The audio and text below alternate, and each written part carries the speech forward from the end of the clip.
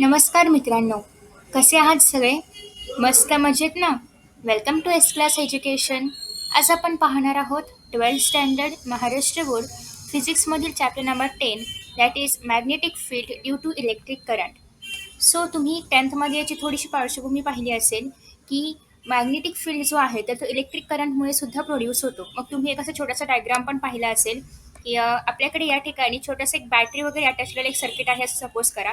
आणि तुम्ही जर इथे आयर्न फिलिंग्स वगैरे टाकले तर ते असे एक सर्क्युलर लूप तयार करत जातात. इथे मोठा मागे सर्क्युलर लूप, इथे इथे अजून एक मोठा सर्क्युलर लूप. तर अशा पद्धतीने तुम्ही एखादा एक्सपेरिमेंट पाहिला असेल 10th स्टँडर्डमध्ये वगैरे असताना. नसेल पाहिलं तर त्याची आठवण तुम्हाला या ठिकाणी होईलच. सो आपण इथे पुन्हा पाहणार आहोत कारण त्याच्याशी रिलेटेड बरेचसे टॉपिक्स आपल्याला पाहायचे आहेत. ओके. सो आता एक जी करंट कॅरिंग कंडक्टिंग वायर आहे, आपल्याकडे करंट कॅरिंग कंडक्टिंग वायर आहे म्हणजे याच्यामध्ये करंट फ्लो होतोय. ओके, एक आपण सर्किटच ड्रॉ करूया त्यापेक्षा.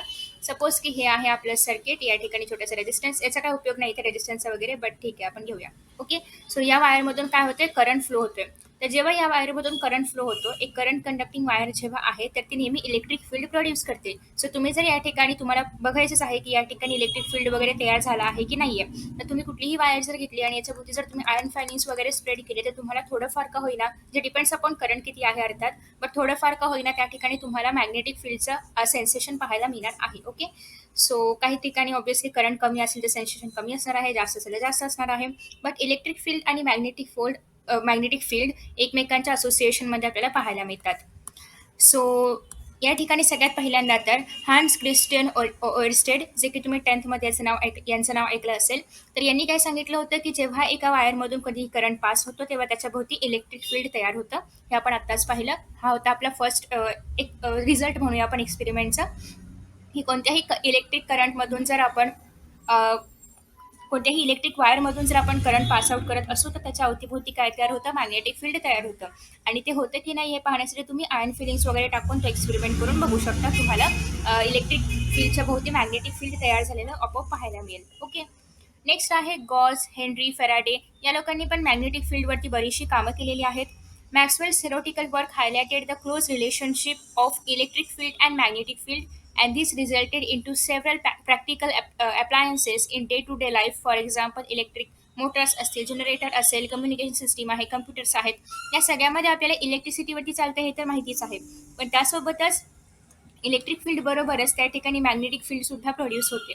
ओके. सो हे सगळे एक्झाम्पल्स आहेत. कुठलेही तुम्ही कम्प्युटर घ्या, लॅपटॉप घ्या, कुठले पण अप्लायन्सेस जे आहेत, इलेक्ट्रिकल अप्लायन्सेस घ्या किंवा जनरेटर्स असतील, मोटर असेल. तुम्ही 10th स्टँडर्डला सायन्स पार्ट 2 मध्ये तो पाहिला असेल चॅप्टर टुवर्ड्स ग्रीन एनर्जी, तर त्यामध्येही आपण पाहिलं होतं की इलेक्ट्रिक फील्ड, इलेक्ट्रोमॅग्नेटिक फील्ड ज्याला आपण म्हणतो, इलेक्ट्रिक फील्ड आणि मॅग्नेटिक फील्ड दोन्ही पण असोसिएशनमध्ये आहे. ओके. सो नेक्स्ट आहे या ठिकाणी मी जे पण 10th स्टँडर्डच्या चॅप्टरचा संदर्भ देते हे सगळे चॅप्टर्स महाराष्ट्र बोर्डचे आहेत, कारण सीबीएसईचे वगैरे पण मे बी स्टुडंट्स इथे असतील तर ते 10th स्टँडर्डला महाराष्ट्र बोर्डला होतं. So in electrostatics we have considered static charges and the force exerted by them on the other charge or test charge.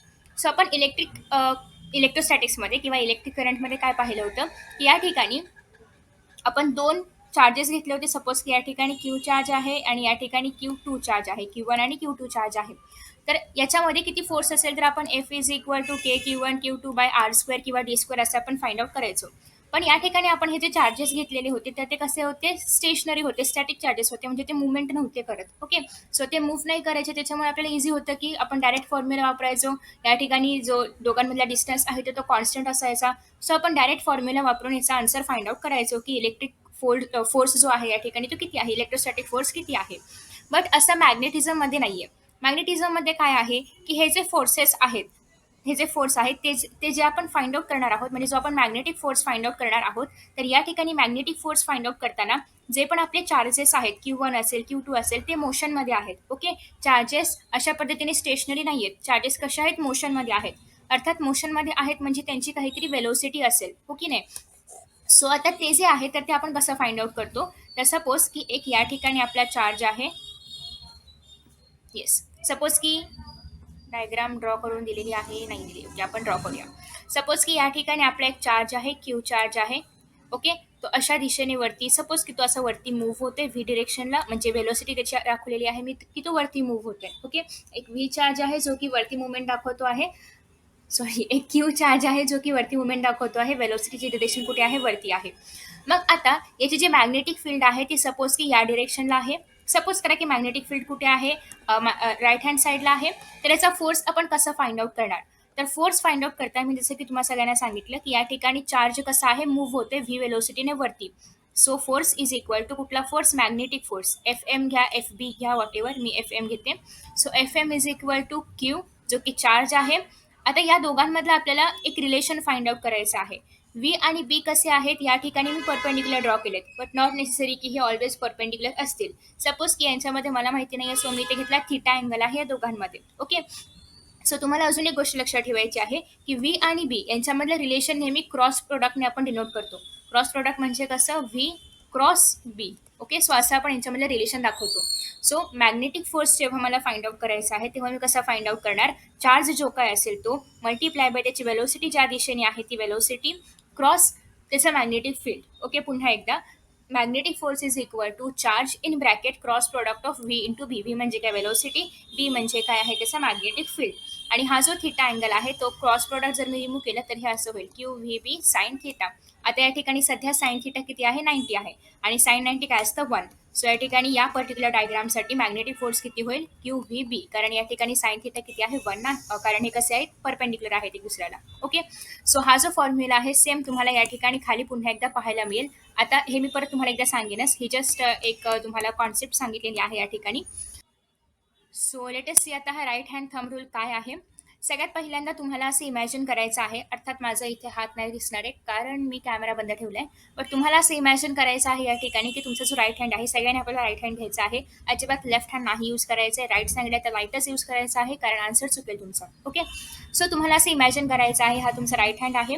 Imagine करा की तुमच्या हातामध्ये एक वायर आहे, कारण आपण काय पाहतोय, करंट कंडक्टिंग वायर जे आहे त्याच्यामध्ये कशा पद्धतीने मॅग्नेटिक फील्ड तयार होतोय आणि त्या मॅग्नेटिक फील्डची डिरेक्शन काय आहे. ओके.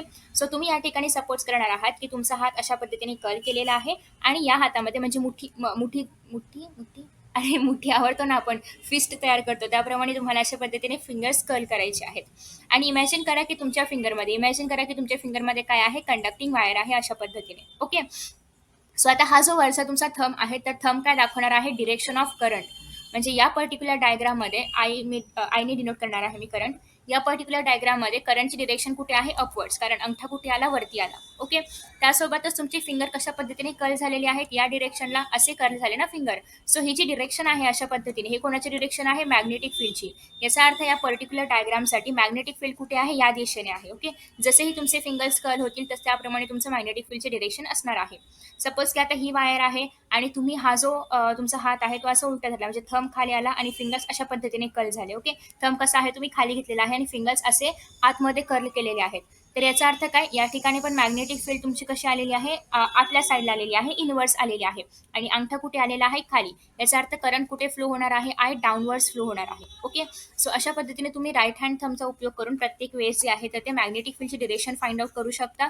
जर तुम्हाला करंटची माहिती असेल, जर तुम्हाला मॅग्नेटिक फील्डची माहिती असेल तुम्ही करंटची डिरेक्शन फाइंड आउट करू शकता. सपोज की तुम्हाला या ठिकाणी करंटची डिरेक्शन माहिती नाहीये आणि तुम्हाला मॅग्नेटिक फील्ड माहिती आहे की या दिशेने जाते, तर तुम्हाला काय करायचे, फिंगर्स या दिशेने कर्ल करायचे आहेत. जेव्हा तुम्ही फिंगर्स या दिशेने कर्ल कराल तर तेव्हा तुम्हाला या ठिकाणी सगळ्यात पहिल्यांदा तर तुमचं जे अंगठा आहे तर तो वर आलेला पाहायला मिळेल जेव्हा तुम्ही फिंगर्स या दिशेला अशा पद्धतीने कर्ल करणार आहात तेव्हा. तर याला आपण काय अशा पद्धतीने आपण काय फाइंड आउट करणार आहोत, डिरेक्शन फाइंड आउट करणार आहोत. ओके. सो तुम्हाला जर विचारलं गेला कुठे प्रश्नांमध्ये की तुम्हाला मॅग्नेटिक फील्डची डायरेक्शन कशा पद्धतीने फाइंड आउट करता येते, तर राईट हँड थंब रूलचा उपयोग करून आपण ही डायरेक्शन फाइंड आउट करतो. जो थंब आहे तर तो ज्या ठिकाणी पॉईंट करेल ते आपल्याला असणार आहे करंटची डिरेक्शन, आणि ज्या दिशेने आपण फिंगर्स कर्ल करणार आहोत अशा पद्धतीने ती असणार आहे आपली मॅग्नेटिक फील्डची डिरेक्शन. ओके.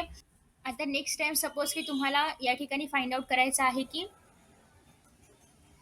सपोज करंट जो आहे या वायरमध्ये, सपोज की दुसरी एक वायर आहे माझ्याकडे आणि करंट जात आहे खालच्या दिशेने. ओके. करंट कसं झालेलं आहे, खालच्या दिशेने.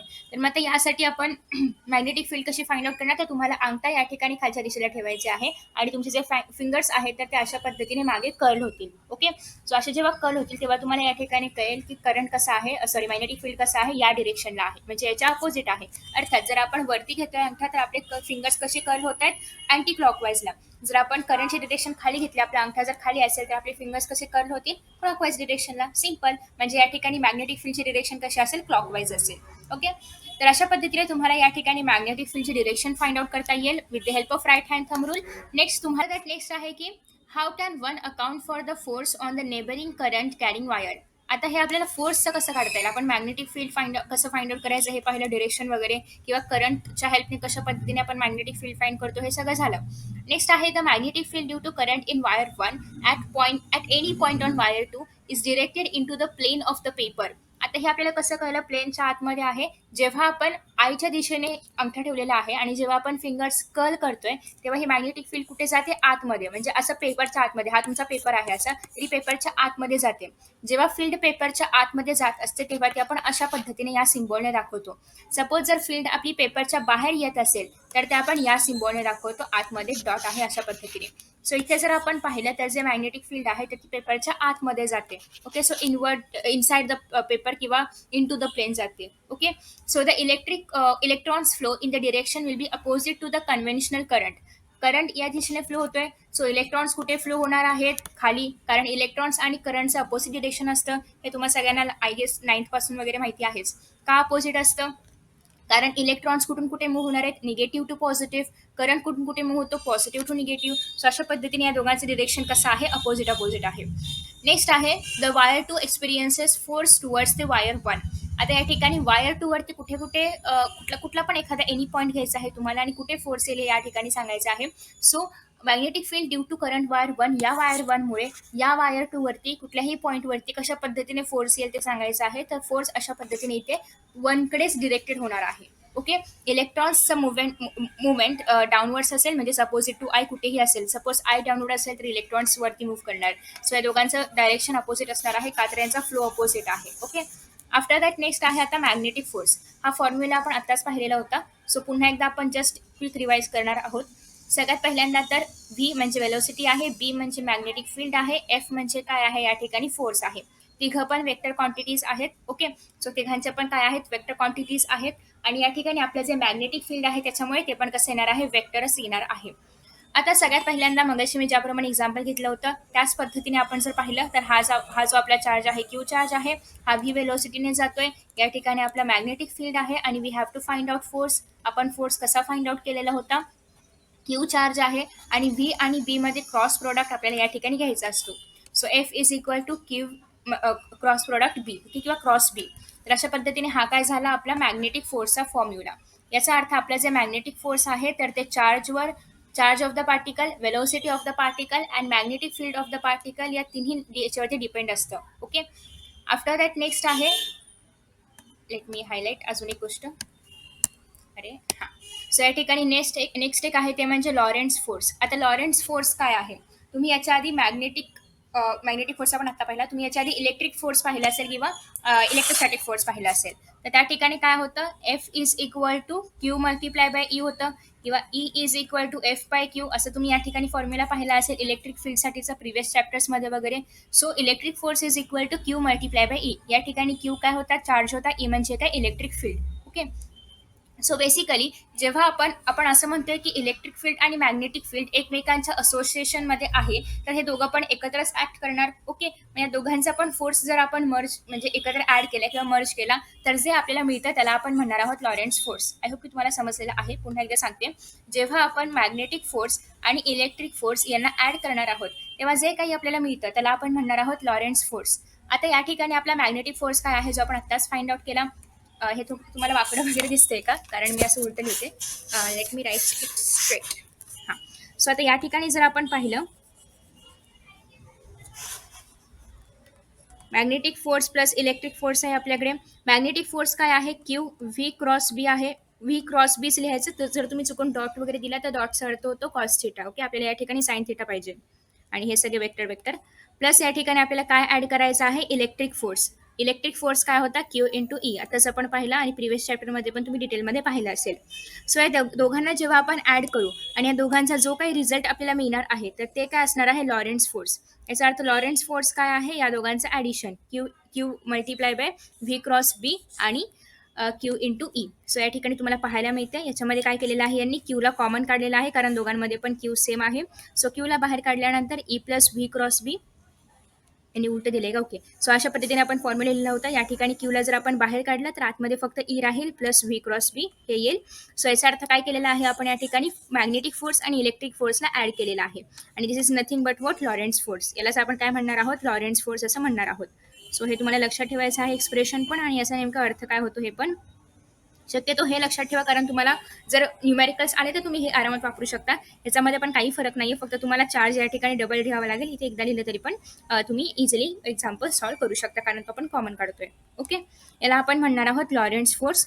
लॉरेन्स फोर्समध्ये काय होणार आहे? इलेक्ट्रिक फील्ड किंवा electric force. Electric force is the force due to electric field आणि एफ एम म्हणजे काय असणार आहे? Is the force due to magnetic field. आता लॉरेन्स लॉचे दोन इंटरेस्टिंग कॉन्सेप्ट आहे लॉरेन्स फोर्स लॉचे. पहिलं तर असं आहे की व्ही आणि बी हे जेव्हा पॅरलल असतील तेव्हा मॅग्नेटिक फोर्स झिरो असणार आहे. असं का बरं? काहीतरी रिझन पाहिजे ना याच्या मागे, असं रट्टा नाही मारायचं आहे. मग रिझन काय आहे याच्या मागे? तर सगळ्यात पहिल्यांदा आपण इथे सपोज की हा व्ही ड्रॉ केला, इथे आपण हा बी ड्रॉ केला, तर त्यांचं सॉरी पॅरलल घ्यायचे ना, सॉरी इथे आपण व्ही ड्रॉ केला आणि इथे आपण बी ड्रॉ केला. तर त्यांचं म्हणणं काय आहे? व्ही आणि बी जेव्हा पॅरलल असतील तेव्हा फोर्स मॅग्नेटिक फोर्स काय असणार आहे? झिरो. मॅग्नेटिक फोर्सचा फॉर्म्युला सध्या मी या ठिकाणी काय लिहिणार आहे? व्ही क्रॉस बी.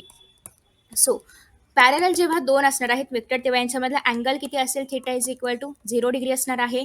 क्रॉसचा अर्थ काय होतो? Sine. So Q V b sine 0 degree. Sine 0 काय असतं? 0. So Q V b into 0 काय येणार आहे? 0. याचा अर्थ पूर्ण आन्सर काय आला? 0. म्हणून मॅग्नेटिक फोर्स काय झालं या ठिकाणी? 0. सिम्पल. आय होप की तुम्हाला हे कळलं असेल कारण व्ही आणि बी मध्ये जेव्हा पॅरलल असतील तेव्हा अँगल 0 असणार आहे आणि अँगल जर 0 असेल तर साइन थिटा 0 होतो आणि त्याच्यामुळे मॅग्नेटिक फोर्स 0 होतो. पण दुसरी गोष्ट, जर व्ही 0 असेल तर मात्र असं काही तर मात्र मॅग्नेटिक फील्ड 0 नसणार आहे, फोर्स मात्र 0 असेल. म्हणजे काय? तर सपोज पुन्हा एकदा माझा एक चार्ज आहे क्यू जो की स्टेशनरी आहे, जो मुवमेंट नाही दाखवत आहे. आपण या ठिकाणी काय पाहिलं की इलेक्ट्रिक फील्डमध्ये किंवा जेव्हा आपल्याला करंट इलेक्ट्रिसिटी फाइंड आउट करायची होती तेव्हा आपण चार्जला कॉन्स्टंट ठेवायचो. आता जेव्हा आपण मॅग्नेटिक फील्ड फाइंड आउट करतो तर मॅग्नेटिक फील्डमध्ये आपल्याला चार्जची वेलोसिटी पण महत्त्वाची आहे कारण आपल्या फॉर्म्युल्यामध्ये काय आहे? क्यू व्ही क्रॉस बी. म्हणजे आपल्याला चार्जची वेलोसिटी पण पाहिजे. पण असं आहे का की मॅग्नेटिक फील्ड लागणारच नाही जर चार्ज स्टेशनरी असेल? तर नाही. चार्ज स्टेशनरी असेल तरी पण मॅग्नेटिक फील्ड नॉन झिरो असते. मग कशी काय? सपोज की हा माझा चार्ज आहे जो की स्टेशनरी आहे, तर स्टेशनरी असेल तर वेलोसिटी काय होणार आहे? अर्थात झिरो होणार आहे. आपला फॉर्म्युला आहे एफ इज इक्वल टू, इथे दिला ऑलरेडी, आपला फॉर्म्युला आहे F is equal to Q V cross B. आता मी जर इथे व्ही 0 केलं, बी इथे काहीतरी आहे माझं, म्हणजे याचा अर्थ काय? फोर्स काय होते? 0 होते. बट असं जरुरी नाही आहे की माझं मॅग्नेटिक फील्ड पण 0 असावं. म्हणजे कधी पण जर चार्ज स्टेशनरी असेल तर असं गरजेचं नाही की मॅग्नेटिक फील्ड 0 असावं. पण हा मॅग्नेटिक फोर्स मात्र 0 असणार कारण मॅग्नेटिक फोर्स काय आहे? F is equal to Q V cross b. V जर 0 झाला तर सगळे टर्म्स 0 होणार आणि त्याच्यामुळे फोर्स 0 होणार. बट मॅग्नेटिक फील्ड 0 नसणार आहे, इट विल बी नॉन 0. त्याच्यामुळे तुम्हाला जर असं विचारलं की जर ऑब्जेक्ट एखादा स्टेशनरी आहे किंवा चार्ज स्टेशनरी आहे तर त्याच्यावरती मॅग्नेटिक फील्ड लागणार की नाही लागणार? तर मॅग्नेटिक फील्ड नॉन 0 असणार आहे. ओके. मॅग्नेटिक फोर्स मात्र 0 असणार आहे. नेक्स्ट आहे या ठिकाणी तुम्हाला काही 2-3 महत्त्वाचे पॉईंट्स आहेत जे की मी तुम्हाला थोडक्यात एक्सप्लेन करते. इथे काय सांगितलेलं आहे की इलेक्ट्रिक फोर्स जो असणार आहे किंवा इलेक्ट्रोस्टॅटिक फोर्स जो असणार आहे तर तो चार्जवरती आणि इलेक्ट्रिक फील्डच्या स्ट्रेंथवरती डिपेंड करतो. का? तर आपला फॉर्म्युला काय आहे? Electric field multiply by charge is equal to electrostatic force. So याचा अर्थ जो आपला force due to electric charge किंवा इलेक्ट्रोस्टॅटिक फोर्स जो असणार आहे तर तो चार्ज आणि इलेक्ट्रिक फील्डच्या स्ट्रेंथवरती डिपेंड असणार आहे. हेच जर आपण मॅग्नेटिक फोर्सबद्दल बघितलं तर कशावरती डिपेंड असेल? एकतर वेलोसिटी, दुसरं म्हणजे मॅग्नेटिक फील्ड आणि तिसरं म्हणजे चार्ज. हे मला कशावरून कळलं? फॉर्म्युलावरून. ओके. हे बघा, जेव्हा पण तुम्हाला कशावरती डिपेंड आहे असं विचारलं असेल तेव्हा फॉर्म्युल्यामध्ये ज्या काही क्वांटिटीज येतील ऑब्व्हियसली त्याच क्वांटिटीवरती ते डिपेंड असणार आहे.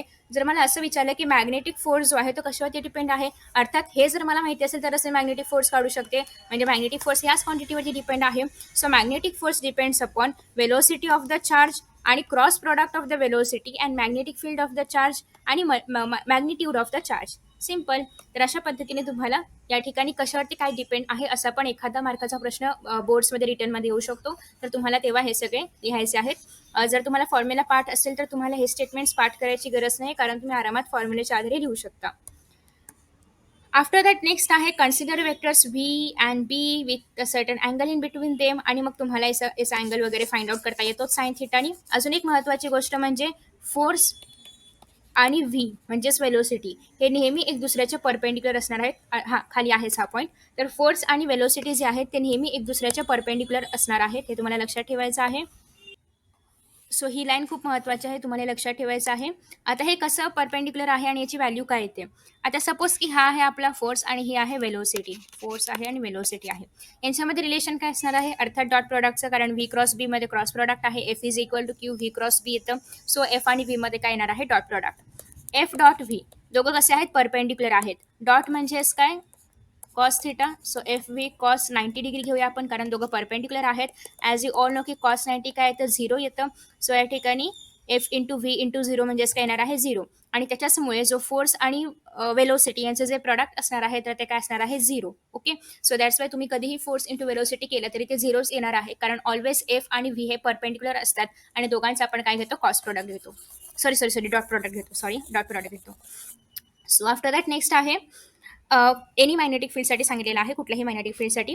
Magnetic force is thus perpendicular to the displacement. आता या ठिकाणी जर फोर्स परपेंडिक्युलर असणार आहे वेलोसिटीला, तर याचा अर्थ फोर्स परपेंडिक्युलर असणार आहे डिस्प्लेसमेंटला, कारण वेलोसिटी काय असतं, डिस्प्लेसमेंट अपॉन टाइम असतं. ओके. त्याच्यामुळे फोर्स जे आहे तर ते डिस्प्लेसमेंटला पण परपेंडिक्युलर आहे.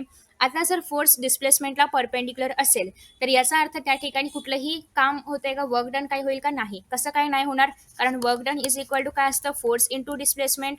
फोर्स फोर्स इंटू डिस्प्लेसमेंट म्हणजेच या ठिकाणी f f f cross f s dot product म्हणजेच एफ एस कॉस थिटा. आता हे दोघं कसे आहेत, परपेंडिक्युलर आहेत, म्हणजे कॉस थिटा काय असणार आहे, कॉस 90 डिग्री. म्हणजेच या ठिकाणी काय येणार आहे, झिरो. याचा अर्थ या ठिकाणी काही पण वर्क डन होते का, नाही होत आहे. ओके. सो आय होप की तुम्हाला हे पण या ठिकाणी समजलेलं आहे. एफ एस काय आहे, वर्क आहे. Okay. F dot S. Next आहे, हे पण तुम्ही हवं तर ॲज अ स्टेटमेंट म्हणून लक्षात ठेवू शकता की मॅग्नेटिक फील्डमध्ये कधीही वर्क डन नसतं किंवा वर्क डन होत नाही किंवा झिरो असतं. आता magnetic forces may change the direction of the motion. या ठिकाणी मोशनची डिरेक्शन चेंज होऊ शकते, मात्र या ठिकाणी स्पीडवरती काही फरक पडणार नाही. का, कारण स्पीडला डिरेक्शनच नसते. सिम्पल, स्पीड स्केलर क्वांटिटी आहे. पण वेलोसिटीला मात्र या ठिकाणी फरक पडणार, कारण velocity is the vector quantity.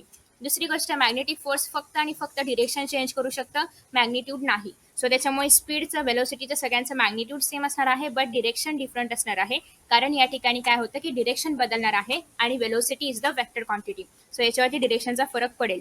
त्यासोबतच कायनेटिक एनर्जी पण कॉन्स्टंट राहते all over the magnetic field, कारण कायनेटिक एनर्जीचा फॉर्म्युला काय आहे, हाफ इंटू एम इंटू स्पीडचं स्क्वेअर. व्ही स्क्वेअर म्हणजे वेलोसिटी नाही, व्ही स्क्वेअर म्हणजे स्पीड आहे. सो मासला पण आपण डिरेक्शन नाही लागत, स्पीडला पण डिरेक्शन नाही लागत. दॅट्स वाय कायनेटिक एनर्जी पण कसं आहे, स्केलर असल्यामुळे नो चेंज. त्यासोबतच जर आपण मोमेंटम पाहिलं, मोमेंटममध्ये काय होईल बरं, मास इंटू वेलोसिटी. वेलोसिटी आहे या ठिकाणी म्हणजे डिरेक्शन बदलणार तर या ठिकाणी डिरेक्शन बदलणार तर या ठिकाणी वेलोसिटी बदलणार आणि त्याच्यामुळे मोमेंटम पण चेंज होणार. सो मोमेंटम आणि वेलोसिटी जे आहेत तर ते कॉन्स्टंट नसणार आहेत, पण स्पीड आणि कायनेटिक एनर्जी कॉन्स्टंट असणार आहेत पूर्ण मॅग्नेटिक फील्डचा आपण या ठिकाणी जर विचार केला तर. का रिझन वगैरे आय होप तुम्हाला कळलं असेल. बाकी तर या ठिकाणी वेक्टर फॉर्ममध्ये कसं लिहायचं ते सांगितलेलं आहे. तर F is equal to V cross बीचं जर आपण मॅग्निट्यूड घेतलं आणि इथे आपल्याला डिरेक्शनसाठी एन कॅप दाखवलेला आहे, तुम्ही या ठिकाणी जे के कॅप वॉटेवरची डिरेक्शन असेल तिथे लिहू शकता. थिटा काय आहे, या ठिकाणी दोघांच्या मधला अँगल आहे, व्ही आणि बीच्या मधला. एन कॅप जे आहे युनिट वेक्टर, तर ते एफचं डिरेक्शन दाखवणार आहे. तुम्हाला जर फक्त एफचं डिरेक्शन दाखवायचं असेल, तुम्ही जस्ट व्ही क्रॉस बी करू शकता, यू विल गेट दी एफचं डिरेक्शन. ओके. आता तुम्हाला या ठिकाणी हे मी इरेज करते. तुम्ही जे काही मी प्रत्येक वेळी सांगते ते होपसो लिहून घेत असाल, हवं असेल तर, नसेल तर नो प्रॉब्लेम, बट मी प्रत्येक वेळी इरेज करत राहीन. सो जेव्हा पाहिजे असेल तेव्हा तुम्ही लिहून घेऊ शकता, कारण आता इरेज केल्यानंतर परत ते लिहिता नाही येणार. सो नेक्स्ट आहे, आता तुम्हाला जर मॅग्नेटिक फील्डची डेफिनेशन हवी असेल तर आपलं मॅग्नेटिक फील्ड काय आहे, फोर्स काय आहे, force is equal to Q V cross B. सगळीकडे तुम्हाला हाच फॉर्म्युला यूज करायचा आहे त्या पूर्ण चॅप्टरसाठी. आता या ठिकाणी तुम्हाला बी फाइंड आउट करायचं आहे. बी काय होणार आहे, F divided by Q into V. म्हणजेच तुमचं जे मॅग्नेटिक फील्ड आहे तर ते काय आलं की 1 न्यूटन ऑफ फोर्स जेव्हा तुम्ही अप्लाय करणार आहे किंवा ऍक्ट करणार आहे कशावरती, 1 कुलम ऑफ चार्जवरती, कशासाठी, 1 मीटर पर सेकंडसाठी, तर तुम्हाला जे मॅग्नेटिक फील्ड मिळेल तर ते असणार आहे टेस्ला. म्हणजे त्याचा टेस्ला काय आहे, मॅग्नेटिक फील्डचं युनिट आहे. पुन्हा एकदा, जेव्हा तुम्ही या ठिकाणी 1 न्यूटन ऑफ फोर्स ऍक्ट करणार आहात कशावरती, 1 क्युलम क्यू चार्जवरती, कुठल्या वेलोसिटीमध्ये किंवा कुठल्या स्पीडमध्ये, तर 1 मीटर पर सेकंडमध्ये, तेव्हा जे काय मॅग्नेटिक फील्ड त्या ठिकाणी असणार आहे आणि ते कसं असणार आहे, या व्हीला ऑब्व्हियसली परपेंडिक्युलर असणार आहे. कशामध्ये बघतोय आपण हे, युनिट याच्यामध्ये म्हणजे आयडियल सिच्युएशनमध्ये. ओके, आयडियल सिच्युएशनमध्ये जर आपण बघितलं तर या ठिकाणी जे बीचे युनिट असणार आहे तर ते असणार आहे टेस्ला. आणि टेस्ला म्हणजेच काय ते आपण फाइंड आउट करूया. आता टेस्ला म्हणजे काय, आय होप की तुम्हाला B is equal to F by Q V कसं आला ते कळलं असेल. आता टेस्ला कसं येतं, तर एफचं हे काय आहे, एफ आपण कशामध्ये काउंट करतो, न्यूटनमध्ये. क्यू म्हणजे काय, चार्ज कशामध्ये काउंट करतो, क्युलममध्ये. व्ही म्हणजे काय, वेलोसिटी. वेलोसिटी म्हणजे काय, डिस्प्लेसमेंट अपॉन टाइम म्हणजेच मीटर पर सेकंड. आता हे आपल्याला उलट लिहावं लागेल कारण वेलोसिटी डिनॉमिनेटरमध्ये आहे. सो या ठिकाणी काय तयार झाले, units newton multiply by second divided by coulomb multiply by metre. यालाच आपण काय म्हणणार आहोत, टेस्ला. सो हे काय आहे, टेस्ला आहे, जे की मॅग्नेटिक फील्डचे युनिट आहे एस आय सिस्टममध्ये. आणि हे जर आपण CGS मध्ये पाहिलं तर ते आहेत गॉज. आणि यांच्यामध्ये रिलेशन काय आहे, 1 tesla is equal to 10⁴ gauss. Okay, so हे तुम्हाला लक्षात ठेवायचं आहे. ही पूर्ण डेफिनेशन आहे. If you want to prove units of magnetic field तर त्यासाठी तुम्हाला हे सगळं लिहावं लागेल की एफ इज इक्वल टू काय असतं, मग बी कसं आलं, त्याच्यानंतर बीचे युनिट्स कसे आले, म्हणजेच मॅग्नेटिक फील्डचे युनिट्स कसे आले, आणि मॅग्नेटिक फील्डचा CGS आणि SI युनिट काय आहे. ओके, आफ्टर दॅट या ठिकाणी तुम्हाला डिरेक्शन्स वगैरे फाइंड आउट करायचे आहेत. एक्झाम्पलमध्ये डिरेक्शन कसे फाइंड आउट करणार आहात, तर तुम्हाला इथे सांगितलेलं आहे की व्ही या डिरेक्शनला आहे, व्ही या डिरेक्शनला आहे आणि बी या डिरेक्शनला आहे. तर तुम्हाला फोर्सचं, मॅग्नेटिक फोर्सचं डिरेक्शन फाइंड आउट करायचं आहे. मॅग्नेटिक फोर्स काय असतं, व्ही क्रॉस बी.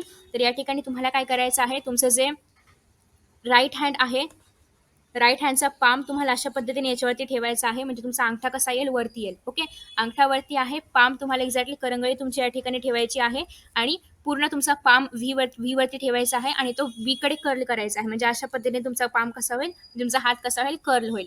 आणि हात कर्ल झाल्यानंतर फिंगर्स कसे येतील, असे येतील या ठिकाणी, आणि इथे असणार आहे तुमची करंगळी. सो फिंगर्स या ठिकाणी कर्ल झाल्यानंतर जो अंगठा आहे तर तो वरच्या दिशेने येईल, म्हणजे स्क्रीनच्या बाहेर येईल. आणि स्क्रीनच्या बाहेर म्हणजेच काय, पॉझिटिव्ह वायकडे. सो हे असणार आहे तुमचं या ठिकाणी मॅग्नेटिक फोर्स. त्याच पद्धतीने या ठिकाणी पण तुम्हाला फाइंड आउट करायचं आहे. आता या ठिकाणी व्हीची डिरेक्शन कुठे आहे, खाली आहे. तर तुम्हाला तुमचं जे हाताचं पाम आहे, हाताचा पामचा कडा जो आहे, म्हणजे जी करंगळी जी साईड आहे ती तुम्हाला या ठिकाणी व्हीच्या दिशेने ठेवायची आहे. आणि त्याच्यानंतर तुम्हाला हेच सेम कर्ल करायचं आहे बीच्या डिरेक्शनला. आणि बीच्या डिरेक्शनला कर्ल केल्यानंतर तुम्हाला या ठिकाणी अशा पद्धतीने जेव्हा तुम्ही पाम ठेवाल, ही असेल तुमची करंगळी आणि हा आहे तुमचा असा हात, पेन काउटत नाहीये, ही आहे करंगळी आणि हा आहे तुमचा असा हात. ओके, सो अशा पद्धतीने जेव्हा तुम्ही हात या ठिकाणी ठेवणार आहात आणि जेव्हा तुम्ही टुवर्ड्स द बी कर्ल कराल, तेव्हा तुमच्या बोटं जी आहेत तर ते अशा पद्धतीने आतमधल्या दिशेने कर्ल होतील ना. बोटं कशी होतील, आतमध्ये, म्हणजे पानाच्या आतमधल्या दिशेने कर्ल होतील. आणि तुमचा जो अंगठा आहे तर तो या दिशेने येईल. म्हणजे जे फोर्स आहे तर ते कुठे येणार आहे, या ठिकाणी पॉझिटिव्ह एक्सला.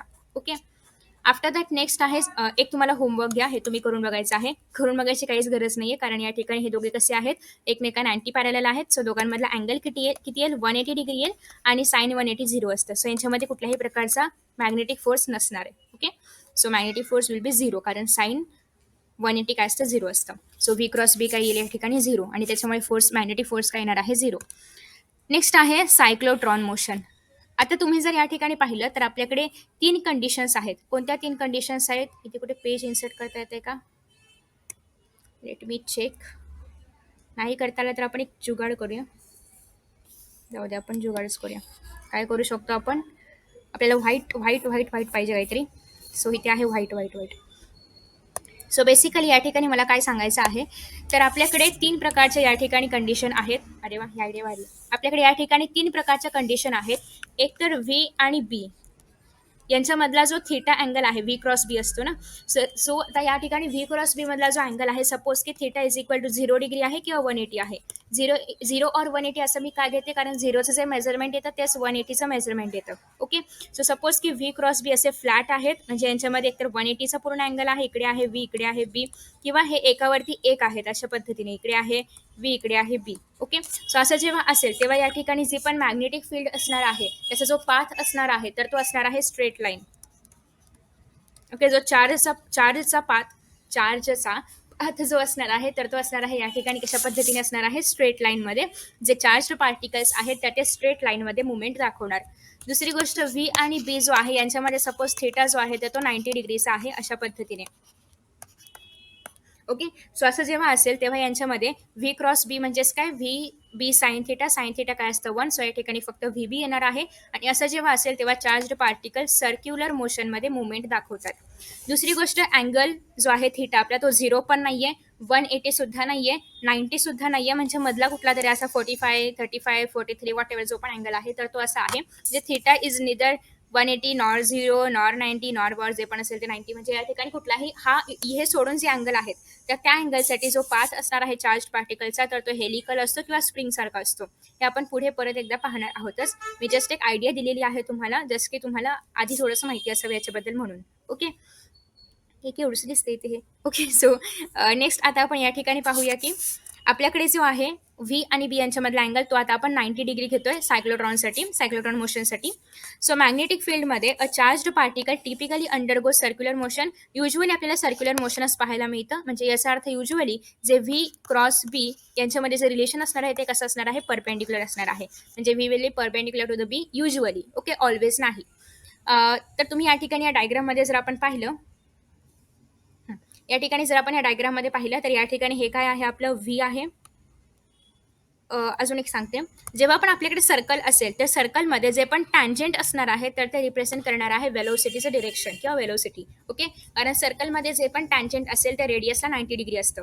सो इथे जर आपण पाहिलं तर आपली मॅग्नेटिक फील्ड कशी आहे, अशी आहे. सो मॅग्नेटिक फील्डला परपेंडिक्युलर काय असणार आहे, आपलं वेलोसिटी. म्हणजेच या ठिकाणी फॉर सर्कलसाठी सांगते फक्त.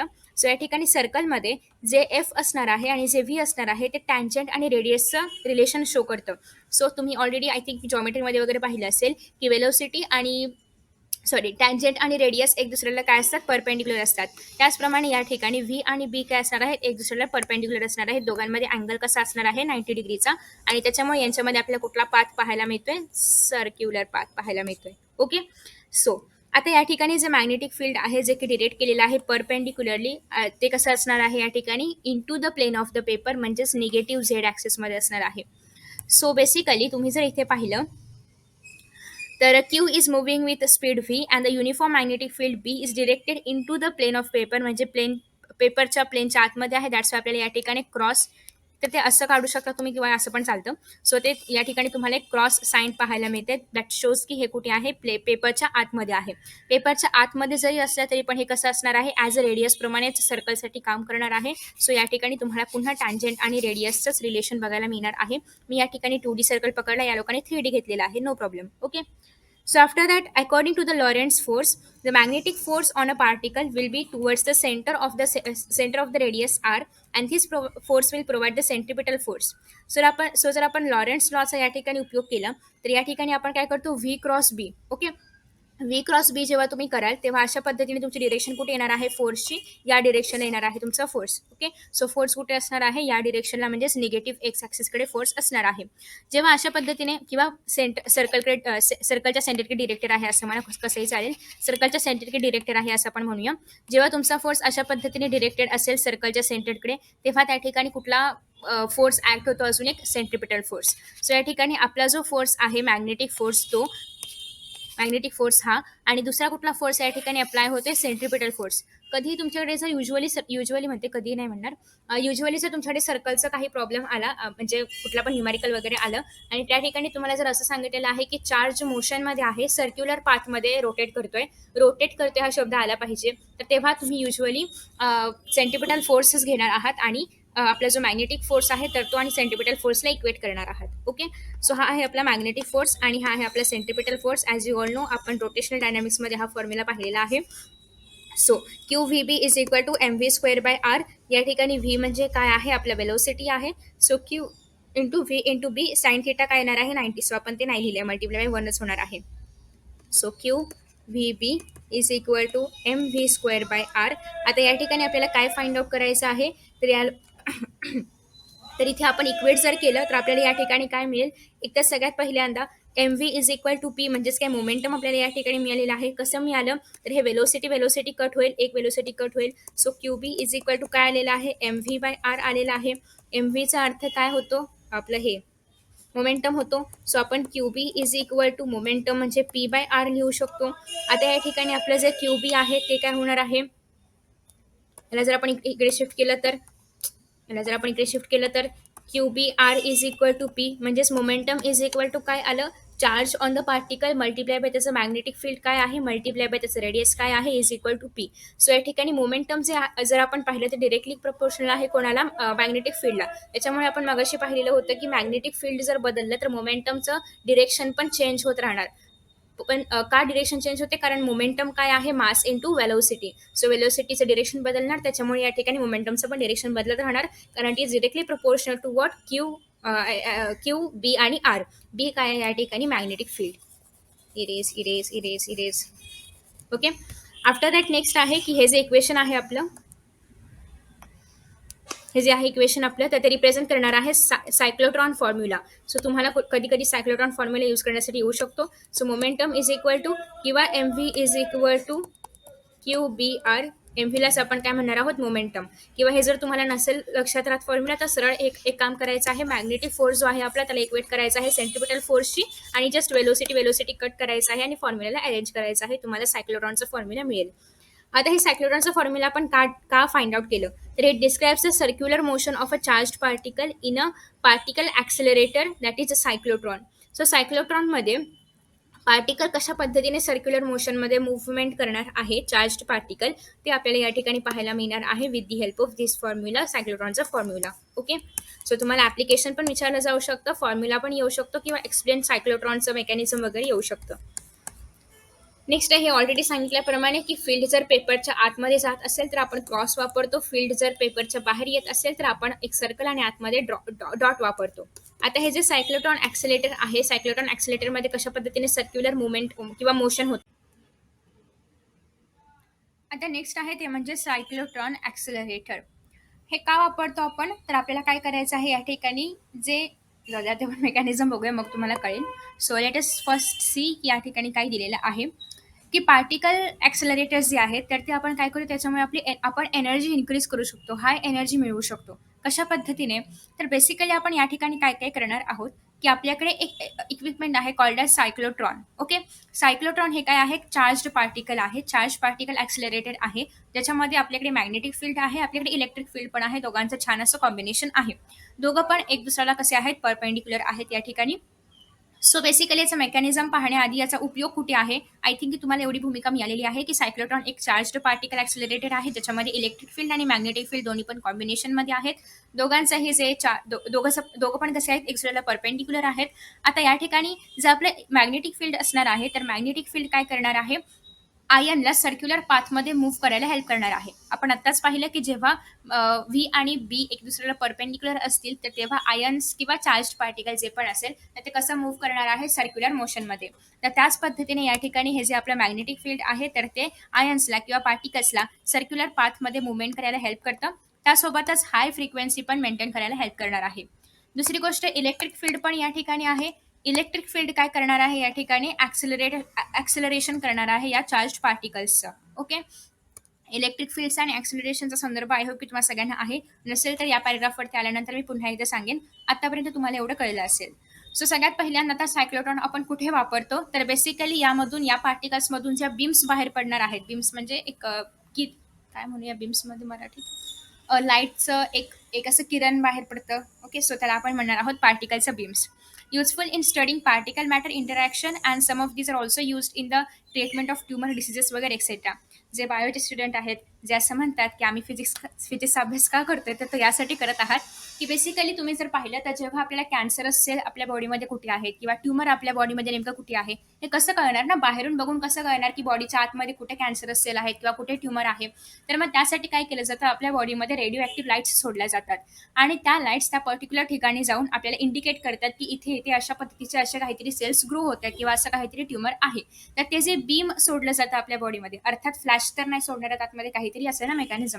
सो त्याचे बीम किंवा लाईटचं बीम जे आतमध्ये सोडणार आहे, तर ते जे बीम आहे तर ते अशा पद्धतीने तयार केलं जाऊ शकतं. ओके.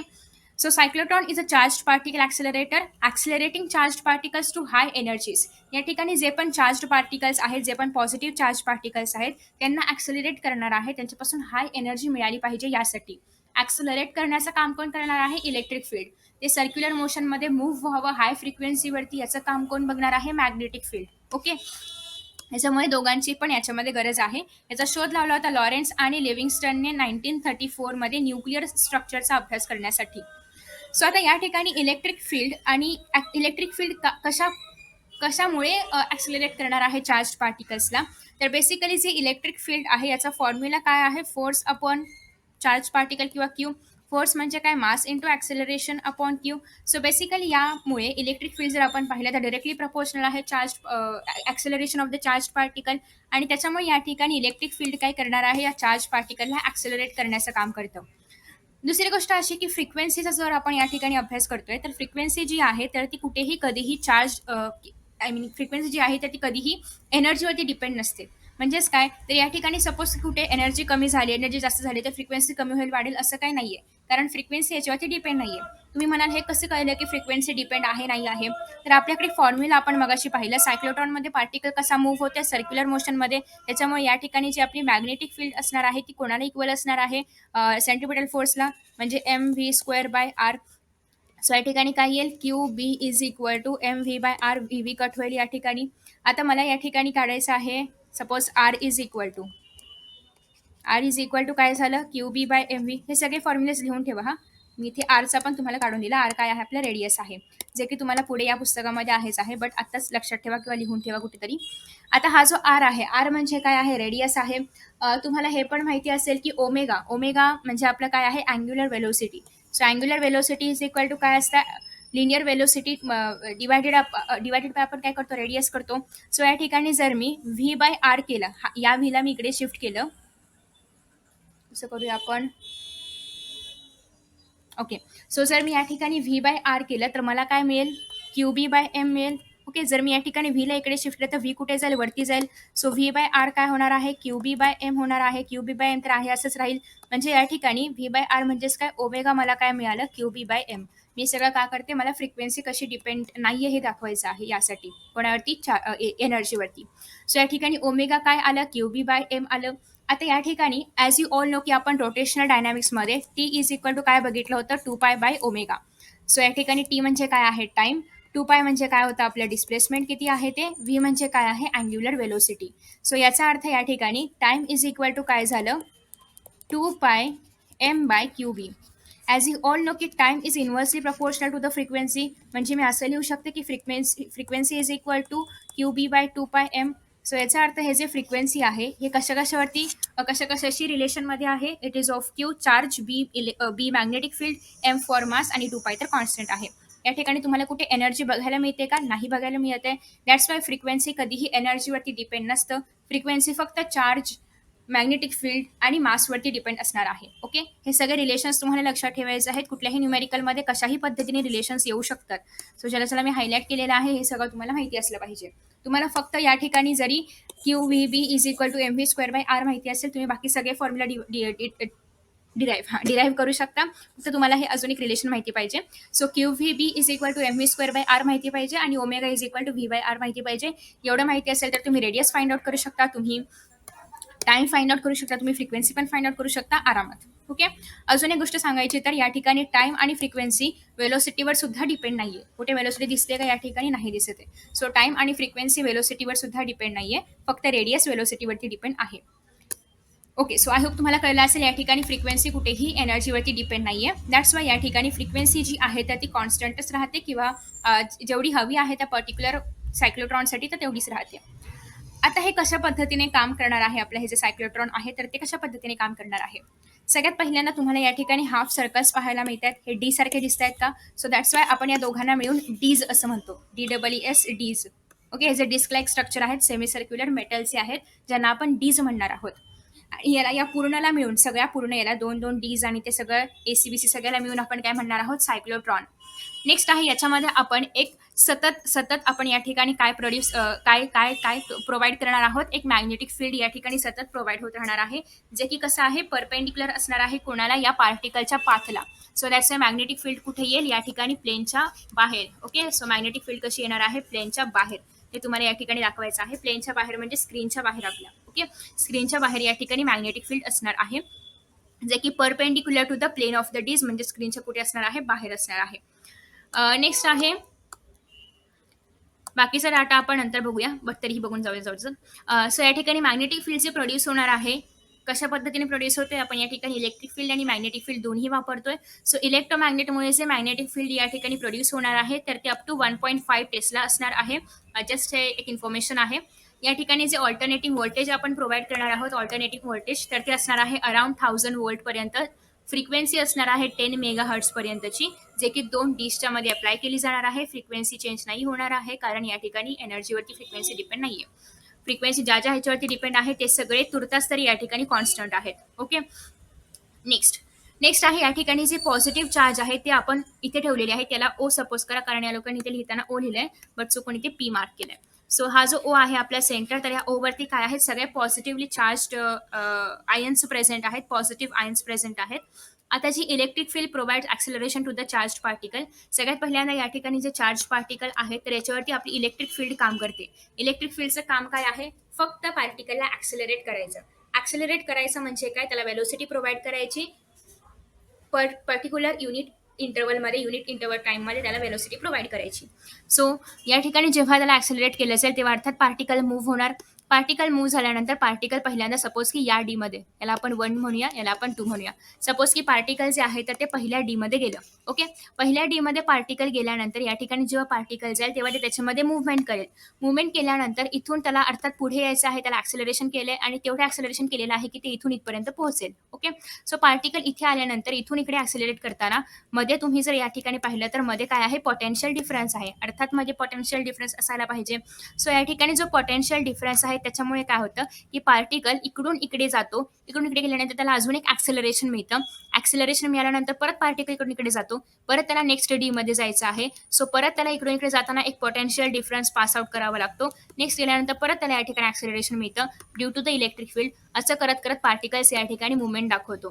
या ठिकाणी जे पोटेन्शियल डिफरन्स आहे त्याच्यामुळे या पार्टिकलला पॉझिटिव्ह आणि निगेटिव्ह मध्ये ट्रॅव्हल करता येतं. त्याच्यामुळे त्याचे सायन्स जे आहेत इलेक्ट्रिक फील्डचे ते बदलू शकतात. बट या ठिकाणी आपल्याला सायन्सची काही घेणं देणं नाहीये.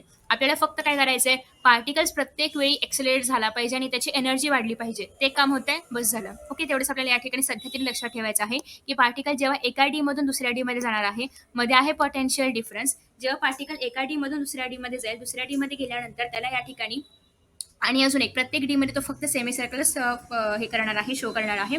दुसऱ्या डी मध्ये जात असताना त्याच्यावरती इलेक्ट्रिक फील्ड ऍक्ट करतं आणि त्या ठिकाणी त्याला ऍक्सेलरेट केलं जाणार आहे. प्रत्येक वेळी ऍक्सेलरेट केल्यामुळे या ठिकाणी त्याची एनर्जी वाढते आणि तो जास्त मोठ्या रेडियसने, ते तुम्ही जर पाहिलं फर्स्ट रेडियस एवढीशी होती, म्हणजे त्याने एवढंच ट्रॅव्हल केलं ना, एवढंच ट्रॅव्हल केलं. नेक्स्ट टाइम तुम्ही जर पाहिली तर रेडियस एवढं मोठं झाली. म्हणजे या ठिकाणी प्रत्येक वेळी ज्याप्रमाणे पार्टिकलचं एनर्जी वाढत जाईल, एक्सेलरेशन मिळालं की एनर्जी वाढणार, ज्याप्रमाणे एनर्जी वाढत जाईल त्याप्रमाणे पार्टिकलचं जे रेडियस असणार आहे मुवमेंट दाखवण्याचं किंवा ऍक्सेलरेट होण्याचं, तर ते पण इन्क्रीज होत जाणार आहे. ओके. सो अशा पद्धतीने ते जास्तीत जास्त रेडियसवरती असं गोल फिरतं किंवा त्याचे रेडियस इन्क्रीज होत जाते आणि त्याच्यामुळे काय होणार आहे, एनर्जी पण इन्क्रीज होत जाणार आहे आणि अशा पद्धतीने आपल्याला ऍट दी एंड असं स्पायरल स्ट्रक्चर, स्प्रिंग सारखं स्ट्रक्चर या ठिकाणी पाहायला मिळणार आहे. ओके. सो हेच आहे सायक्लोट्रॉनचा बेसिक, त्याच्या मागचा मुद्दा काय आहे की आपल्याला हाय एनर्जी पाहिजे आणि त्यासाठी आपण हे सगळं करतोय, इलेक्ट्रिक फील्ड आणि मॅग्नेटिक फील्डचा गेम. आता नेक्स्ट आहे, इथे जर आपण पाहिलं की या पार्टिकलला एक सेमी सर्कल कंप्लीट करायला किती वेळ लागतोय, हे मी सगळं इरेज करू का, इथे जाऊ दे, याच्यावरच आपण सगळं पुढचं पाहणार आहोत. सो मी फक्त टाइमचा फॉर्म्युला सोडून बाकी सगळं इरेज करते. आय होप की तुम्हाला सगळ्यांना टाइमचा फॉर्म्युला कसा कुठून आला ते कळलेलं आहे. आता मी पुन्हा एक्सप्लेन करत, ज्यांना नसेल कळलं ते मागे जाऊ शकतात थोडं 5-10 मिनिटं आणि पुन्हा एकदा बघू शकतात. सो या ठिकाणी आपला जो टाइमचा फॉर्म्युला आलेला आहे, हा कशासाठी आहे, त्या पार्टिकलला पूर्ण टाइम किती लागतोय पूर्ण डी कंप्लीट करायला, 2 डीज पण कंप्लीट करायला किंवा एक सर्कल कंप्लीट करायला. ओके. सो एका डी साठी किती असणार आहे, T/2 असणार आहे. सो आपण 2 पूर्ण डीचा काढूया किंवा पूर्ण रोटेशनचा काढूया आणि मग त्याला आपण काय करणार आहोत, T/2. सो तुम्हाला एका याचं पाहायला मिळेल. ओके. सो हे तर आहे टाइम तुम्हाला या ठिकाणी पाहायला मिळते, दॅट इज 2πr/v. 2πr/v काय आहे, हे आपण मगाशी ज्या पद्धतीने डिराईव्ह करत होतो त्याचं या ठिकाणी रिलेशन दिलेलं आहे, हे तुम्ही इथून असं डिराईव्ह करू शकता. ऍट दी एंड डेरिवेशन काय आहे, 2πm/qb. आता या ठिकाणी फ्रिक्वेन्सी कसं असतं, याचं रेसिप्रोकल असणार आहे. सो FC म्हणजे काय, frequency of the cyclotron is equal to 1/t म्हणजेच qb/2πm. हे तुम्हाला दोन्ही पण फॉर्म्युला लक्षात ठेवायचे आहेत. This is for time, this is for frequency. टाइमचं लक्षात ठेवलं तर फ्रिक्वेन्सी ऑफ त्याचं उलटं करायचं, हे लक्षात ठेवू शकता तुम्ही आरामात. आता जे फ्रिक्वेन्सी आपण या ठिकाणी व्होल्टेजची अप्लाय करणार आहोत, frequency of voltage applied between two dees is adjusted so that the polarity of two dees is reversed and ion arrives at the gap after completing one semicircle and this condition is called as R A is equal to R C. So या ठिकाणी जसं की मी तुम्हाला सांगितलं, ion इथून इथे येईल, मग याला एक पोटेन्शियल डिफरन्स मिळणार आहे. सो या ठिकाणी प्रत्येक वेळी पोलॅरिटी चेंज करण्याचं काम केलं जाणार आहे, कारण प्रत्येक वेळी त्या आयनला रिव्हर्स व्हायचं, इकडून इकडे जायचं आहे, इकडून इकडे जायचं आहे. So that's why polarity change करण्याचं काम केलं जातं with the help of that voltage. Okay, so या ठिकाणी F A is equal to काय होणार आहे, F C. The ions do not experience any electric field while traveling within the D. So डीसच्या आतमध्ये जेव्हा इलेक्ट्रिक फील्ड असेल तेव्हा त्यांना कुठल्याही प्रकारचा इलेक्ट्रिक फील्ड एक्सपिरियन्स करायला नाही मिळणार. त्यांना कधी मिळणार आहे, जेव्हा त्यांना एका डीमधून दुसऱ्या डीमध्ये ॲक्सिलरेट व्हायचं आहे तेव्हाच. जेव्हा कधी त्यांना ॲक्सिलरेट व्हायचं असेल तेव्हाच त्यांना इलेक्ट्रिक फील्ड ॲक्सिलरेट करायचं काम करणार आहे. जेव्हा ते साधं मुवमेंट करतात तेव्हा त्यांना कुठेही इलेक्ट्रिक फील्डचं एक्सपिरियन्स होणार नाही. ओके, जर kinetic energy increased by electron volt every time they cross over dee to each other. आपलं जे कायनेटिक एनर्जी ते काय आहे, half M V square. So या ठिकाणी प्रत्येक वेळी जेव्हा ते इकडून इकडे ट्रॅव्हल करताना स्पीड कमी असणार आहे, म्हणजे सपोज की या ठिकाणी एक्स स्पीड आहे, इकडे इकडे जाताना स्पीड वाढेल, काहीतरी ॲक्सिलरेट केलेलं आहे, पुन्हा स्पीड वाढेल कारण पुन्हा आपण ॲक्सिलरेट केले, पुन्हा स्पीड वाढेल, पुन्हा ॲक्सिलरेट केले, म्हणजे प्रत्येक वेळी काय होते, स्पीड वाढते. आणि स्पीड वाढते याचा अर्थ काय, हाफ एम व्ही स्क्वेअर, म्हणजे कायनेटिक एनर्जी पण प्रत्येक वेळी काय होणार आहे, इलेक्ट्रॉन व्होल्टनी वाढणार आहे. सो प्रत्येक डी मधून जाताना कायनेटिक एनर्जी काय होणार आहे, वाढत जाणार आहे. आणि तेच तर आपल्याला हवा, एनर्जी वाढली पाहिजे ना, त्यासाठी तर आपण एवढे सगळे जुगाड करतोय. सो बेसिकली या ठिकाणी काय झालं पाहिजे, एनर्जी वाढली पाहिजे. आणि आपला जो मुद्दा आहे तो या ठिकाणी सफल झाला की आपल्याला एनर्जी वाढलेली पाहिजे होती आणि आपल्याला मिळाली. सो या ठिकाणी आपले एक्सपेरिमेंट सक्सेसफुल आहे. So here V is the voltage difference between the gap. या दोन डीसच्या गॅपमधला जे व्होल्टेज आहे त्याला आपण व्ही सपोज केलेला आहे. येस, व्हीच आपण म्हणतो त्याला. आयन्स सर्क्युलर पाथमध्ये मुवमेंट दाखवणार आहेत आणि प्रत्येक वेळेस रेडियस काय होणार आहे, इन्क्रीज होणार आहे. का, ॲक्सेलरेशन होत आहे, रेडियस इन्क्रीज होणार आहे. व्ही मगाशी मी तुम्हाला सांगितलं आपण कसं फाइंड आउट करतो. सो याच फॉर्म्युलाने Q V B is equal to M V square by R. याच्यावरून तुम्हाला V is equal to Q V R by M मिळालं. आता या ठिकाणी यांनी आर काय घेतलेला आहे, एक्झिट. म्हणजे इथून जेव्हा आर असं बाहेर जाईल तेव्हा ते काय होतं, एक्झिट. इथून असं आलं, इथून इथे गेलं, इथून काय झालं, एक्झिट झालं. पण इथून असं आलं, इथून इथे गेलं, इथून काय झालं, एक्झिट झालं. सो बेसिकली याला आपण काय म्हणणार आहोत, R exit. Okay, so R exit is the radius of path at the exit. जेव्हा ते एक्झिट होणार आहे डी मधून तेव्हा त्याचं जे पण रेडियस असेल त्याला आपण म्हणणार आहोत एक्झिट रेडियस किंवा radius of path at which the particle will exit. So next आहे कायनेटिक एनर्जी. आपण कशी फाइंड आउट करतो, हाफ एम व्ही स्क्वेअर. आपलं व्ही काय आलेलं आहे या ठिकाणी, Q B R by M. यांचा काय होईल, स्क्वेअर होईल, कारण एम व्ही स्क्वेअर असतं ना. सो या ठिकाणी हाफ एम व्ही स्क्वेअर म्हणजेच काय, Q square B square R square M M cancel होईल. सो या ठिकाणी फक्त एकच एम राहील. सो हे कसं आलं, Q square B square R square upon 2m. Okay, हे काय आलं, कायनेटिक एनर्जी. मी तुम्हाला एकदा व्ही कसं आलं ते पुन्हा एकदा एक्सप्लेन करते, कारण ते जर नाही कळलं तर पुढचं काहीच नाही कळणार. सो आपल्याकडे काय होतं relation, Q V B is equal to M V square by R. हे तर माहिती असेल आता, कारण हे खूप वेळा सांगितलेलं आहे. सो व्ही व्ही कॅन्सल होईल, Q B is equal to काय आहे, M V by R. So या ठिकाणी व्ही इज इक्वल टू काय येणार आहे, Q B R by M. Okay, so असं आलेला आहे तुमचा व्ही इथून इथे. ओके, आफ्टर दॅट नेक्स्ट आहे, मी रेस करते सगळं. सो कायनेटिक एनर्जी कळली, कशी आलं ते, वेलोसिटी पण कसं आलं ते कळलेलं आहे. तसं the final energy is proportional to the, ही जी आपली फायनल एनर्जी आहे is proportional to the radius of the outermost circular path. Outermost circular path म्हणजे काय, सगळ्यात शेवटी जो या ठिकाणी आउटर मोस्ट सर्क्युलर पाथ येणार आहे, सगळ्यात शेवटचा. सपोज की हा शेवटचा पाथ आहे. आता हे स्टॉपच नाही होणार आहे, बट सपोज करा की हे शेवटचा पाथ आहे, तर याला आपण म्हणणार आहोत आउटर मोस्ट एक्झिट किंवा outer most circular path. So या ठिकाणी तुम्ही जर पाहिलं तर जी कायनेटिक एनर्जी आहे ती डिरेक्टली प्रपोर्शनल आहे स्क्वेअर ऑफ आर एक्झिस्टच्या. सो हे डिरेक्टली प्रपोर्शनलचं रिलेशन यांनी या ठिकाणी सांगितलेलं आहे. बट स्क्वेअर घ्यायचं आहे, फक्त आर नाही आहे, स्क्वेअर ऑफ आर आहे. सो डिरेक्टली प्रपोर्शनल आहे square of the radius of outer circular path. Next आहे helical motion. So helical motion पासून आपण नेक्स्ट व्हिडिओमध्ये पाहणार आहोत, कारण आय थिंक सो की व्हिडिओ थोडासा मोठा झालेला आहे.